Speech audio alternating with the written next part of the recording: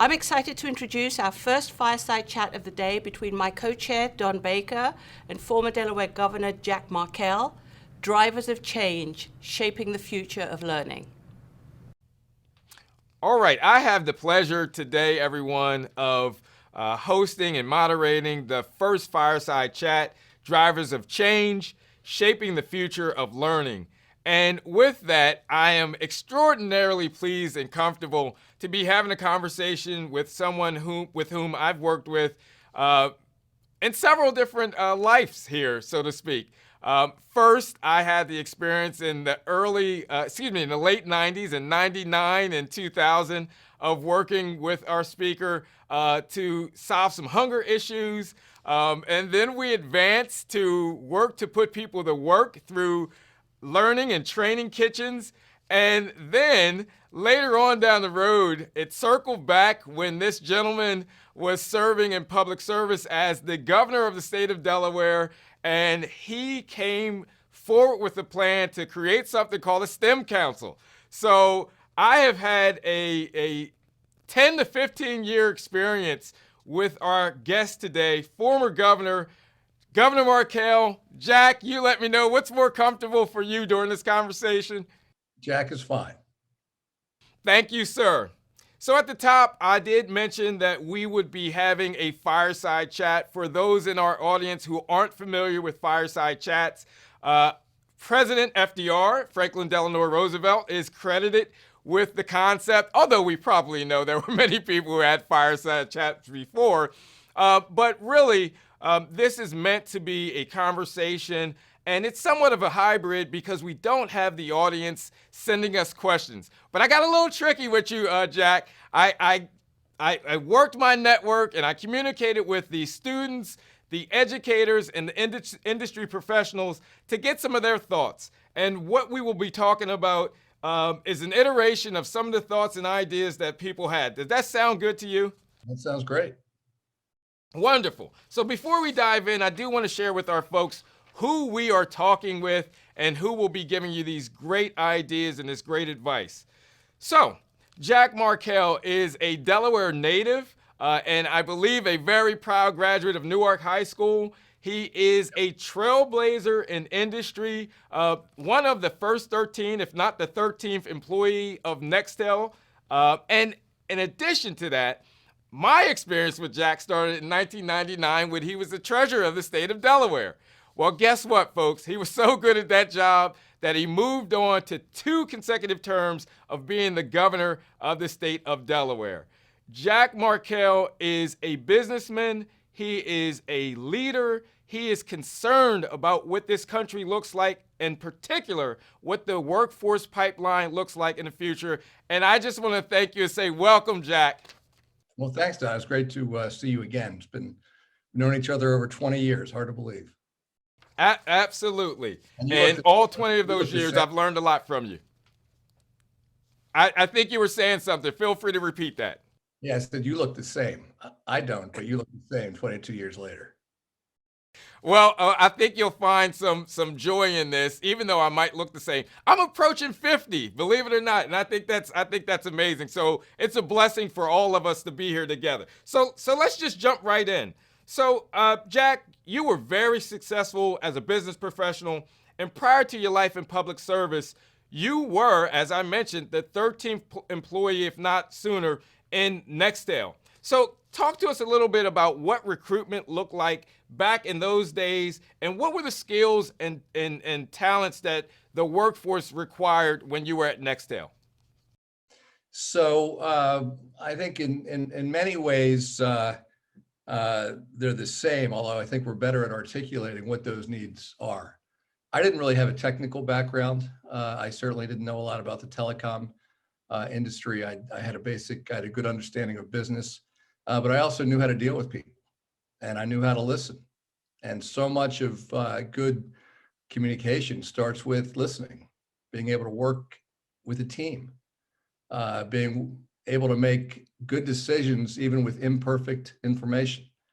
And I think that was a lot of why I was originally hired at Nextel, why we worked very well together as a team there. And I think those continue to be skills that are very, very important. And I would absolutely agree with that. I do want to dig just a little bit deeper. Did you have any responsibility for hiring at that time when you were with Nextel? I did. I had a small team of people focused on business development. And it's interesting. I think for a long time, many employers, and this continues, although I think we're trying to get away from it, but many employers have used a college degree as a proxy for whether or not somebody is ready to do the work. And I've been involved in the last few years in an effort to sort of move away from that and give people the opportunity, other ways of demonstrating that they are ready to do the work. But anyway, I did do some hiring back then and looking for people who understood. At the time, I was doing a lot of mergers and acquisitions, so people understood financial models, building spreadsheets, that kind of thing was quite important. So we were chatting a little bit before we went live here, and I brought up the fact that I was in DC, and I was extraordinarily pleased to see that the keynote speaker at that time was none other than Jack Markell.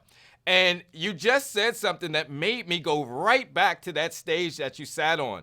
And one of the things that I remember specifically was that the comments that were made were that companies were moving away from the resume and they wanted to look at skills. Can you talk a little bit about that movement away from just looking at a resume and specific skills that we may be looking for in our future pipeline? Yeah, and it's really moving away from a college degree necessarily as a proxy. See, that's what a lot of companies have done because it's sort of easy, it's convenient for them to say, okay, before I hire for any of these positions, somebody has to have a college degree. When in fact, many people could be very successful at these jobs with other kinds of training. And so when you think about how expensive it is these days to get a college degree, that's a problem. And we have so many people who have gone through the expense of going to college, end up on the other side really not happy with the education that they got because it hasn't led to something. So there's a big movement afoot to help people understand these are the jobs that are available. Here's what the jobs pay. Here's what a career ladder looks like if you start in that job. Where are you likely to be able to go from there? What kinds of skills are required? How do I demonstrate to employers that I have developed those skills? What does it cost to get that kind of training? And so I think we're in a point where we just have so much better information about the labor market, about jobs, about the skills required in jobs. We have much better information than we've ever had before. And I believe that that's going to be very helpful to people seeking jobs. It's going to be very helpful to training institutions, including traditional 2- and 4-year colleges.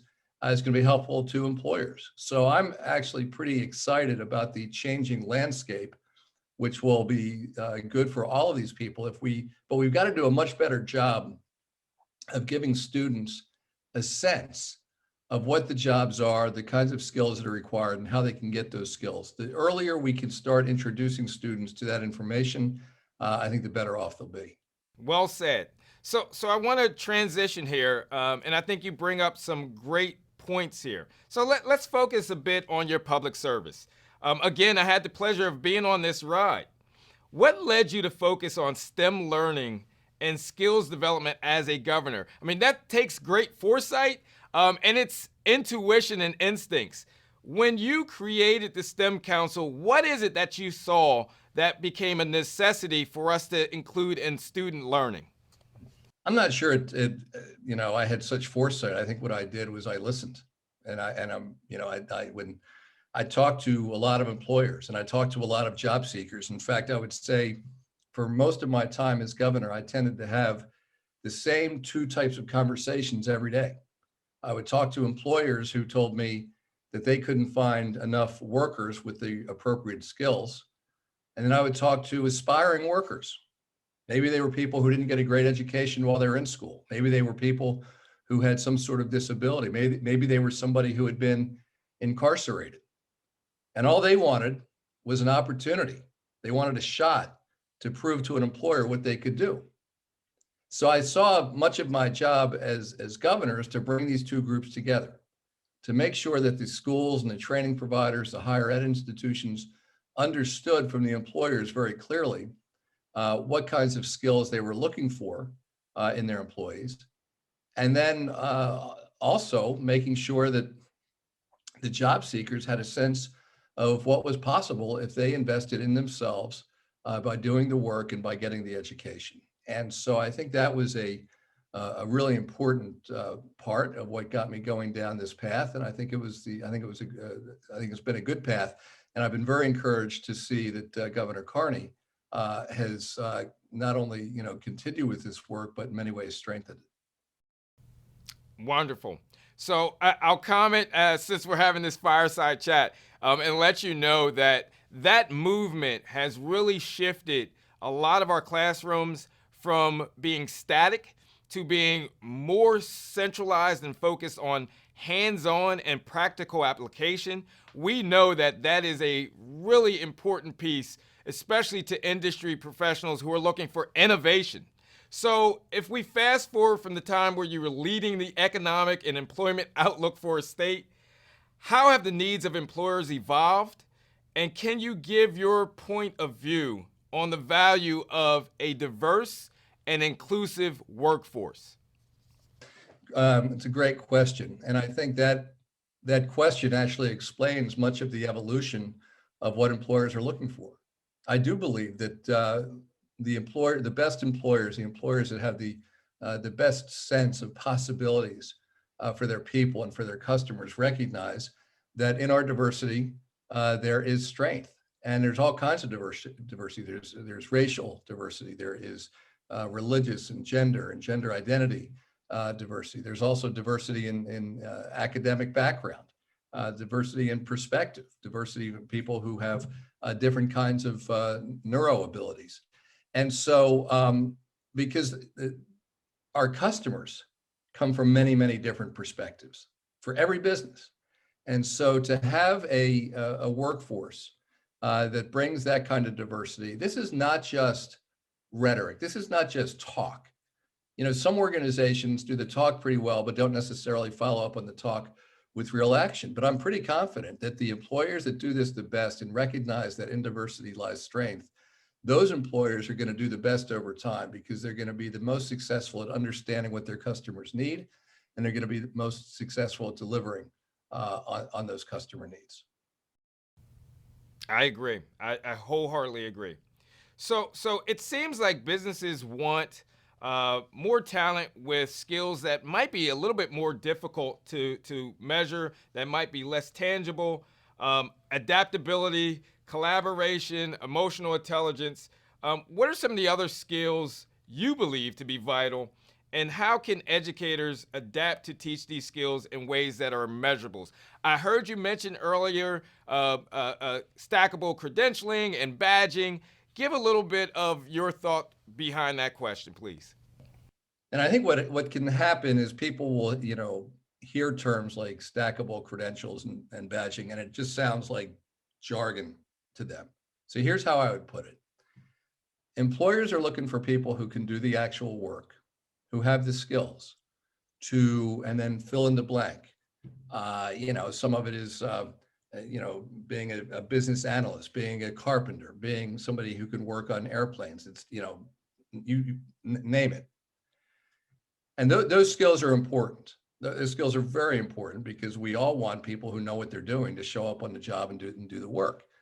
But they're all, my view is those skills are necessary, but insufficient in these days, because what we also need are people who can listen well and understand what the customer's saying, understand what their colleagues are saying, understand what the competitors are doing. We need people who can work collaboratively, work on teams. I mean, if you believe, as I do, that two brains are better than one, then you better make sure you set up a system where we're listening to what both people have to say. And so this idea of going beyond the technical skills to being able to work together is what it's all about. We saw this a lot. We did a lot of really important work that continues in Delaware to help young people develop proof, certificates or credentials that prove that they can do the job. And that's been great. And then sometimes when these young people show up in the workforce, we hear from employers that they're not ready emotionally or otherwise to actually do the work. And so the more that we can expose young people to the workforce early on, so they have a sense of what is expected of them, the better off we'll be. There are other countries that do this extremely well. Switzerland probably the best. And I had a few years ago to go and to visit some work sites where I saw these 14 and 15-year-olds just really well integrated into the workforce. They would spend a couple days a week there, several days a week in school. But it is part of the culture. And so there's a high level of confidence that these young people will finish school. Maybe they'll go on to additional education, maybe they won't. But in any case, they are well prepared to enter the workforce on day one with very little friction. And so we have a very different set up in our country. It's very different culturally. It's different in many, many ways. But I think this idea of getting and building on the academic and the substantive credentials to the emotional, to the teamwork, to the listening, the collaboration, all of that's really important. So I just want to repeat what you said, and being a student of education myself, it is important, which I think is your point, to look outside in some cases, to see what others are doing, to benchmark. We do know that Switzerland and some of those other European nations, they also have universal learning practices. And that is something that we've not quite yet adopted. But hopefully there will be some things that are universal as our guests are listening to us have this fireside chat that we can implement. So I know we're coming to the end here, but I can't ignore this, Governor Markell. We're in the midst of a pandemic, hopefully coming out. Are there any skills that we've had to learn during the pandemic that you think will be lasting skills necessary? Yeah, that's a great question. I think patience is for one. I just can't imagine, my kids are grown and they're out of school. And I really feel for so many of the parents who are trying to balance, doing their jobs and, putting food on the table with attending to their kids. I feel for the kids who need the socialization, whether it's, from early childhood all the way through, high school and beyond. So in terms of, specific skills that we may have learned, I think we certainly have learned what a disadvantage it is for families who don't have broadband. And it just seems to me that if you're, in the year 2021 and looking forward, there's no way that I'll put it in the positive.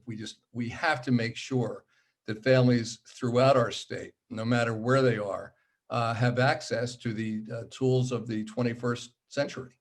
And I think we weren't ready for that as much as, we tried when I was in office, and I know Governor Carney just announced a big investment a few months ago, which I think is terrific. We need to make sure that nobody sees this as a nice to have. This is an absolute necessity.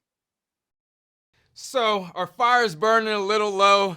It's almost time for us to go, but I do have some rapid fire questions that I promised the people that I would ask. One of those questions is, should employers be prepared to adapt to the current and subsequent talent pipeline, regardless of skills? Well, skills sort of define the talent pipeline. And I think, put yourself in the shoes of that employer. They need to make sure the job is get done, but employers have to recognize that the strength of our system depends upon making sure that everybody's working. And so, everybody's got to do their best. I mean, if you are looking for a job, we should make sure that we've got employers and a system that are going to be open to you. And employers ought to expect that you're going to do everything you can to work hard to develop the skills you need to be successful. Wonderful. Last two, and one's a follow-up on the first. So this is from my beautiful daughters. Will robots take all the good paying jobs? Well, this is, it's actually a very important question. And there's been a lot of research done that does suggest a lot of jobs are going to be touched by automation. And we've already seen that. It's going to get worse. But I think what we don't know, and what we can be hopeful about, because it's happened in the past, is that new technologies create new opportunities, new jobs that we never would have thought of. And so I don't want people who may be watching this to be discouraged about that. I mean, we've all seen what a difference technology makes in our own lives and how many different kinds of jobs are created because of automation. But it does mean that we've got to be up on it. It doesn't mean everybody's going to be a coder. It doesn't mean, but these days, we want to make sure as many students are learning it as possible because it will be integrated into other positions. So I think there's no question most jobs are going to be touched in some part by robots or by other, by software and the like. But we expect that will also create many, many new and exciting jobs too. And this is a follow-up, and I think I already know the answer to this one. It's the last question. It's a softball, I think, for my good friend, Dr. Dan Young. How important is critical thinking in a world of algorithms and automation? Yeah, so I'll put it this way. When we think about the employers of the future, no employer wants to be a commodity-based employer. It used to be that you could say, okay, well, chemical companies just produce chemicals and they're all the same. Or that banks, every credit card's the same. It's just not true. And every employer is trying to differentiate themselves based on whether it's marketing, whether it's technology, whatever it is. And in order to do that, or for entrepreneurs to be successful, it's all about critical thinking. It's about understanding where is the consumer marketplace going? What are consumers going to want in the future? How do we make sure we can provide that at a reasonable price and cost? So critical thinking, teamwork, collaboration, all of these are going to be very, very important in the future. Well, with that said, I think that's our fire is kind of burning down, although I think the fire is burning strong and many of our guests. I absolutely want to thank you for your inspiring words, your wisdom, your service, and for helping us to forecast what the future looks like and what it might bring to our participants. And I also want to thank each and every one of you who joined us today. Enjoy the remainder of the Talent Summit.